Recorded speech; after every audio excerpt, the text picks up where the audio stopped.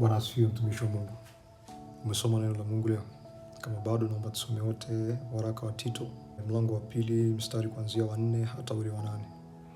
Na unasema hivi: ili wawatie wanawake vijana akili, wawapende waume zao na kuwapenda watoto wao, na kuwa wenye kiasi, kuwa safi, kufanya kazi nyumbani mwao, kuwa wema, kuwatii waume zao wenyewe, ili neno la Mungu lisitukanwe.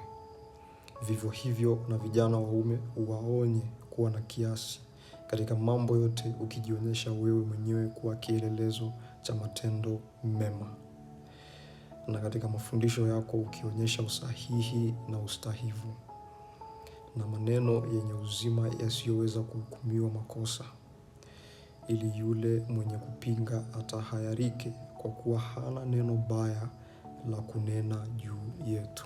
Siku zote mwanaume huwa anapewa majukumu mengi kuliko mwanamke, kwa sababu yeye ndiyo kichwa cha familia. Lakini ukisoma hapa, wote wana majukumu na wote wanatakiwa wayatende, ili neno la Mungu lisitukanwe.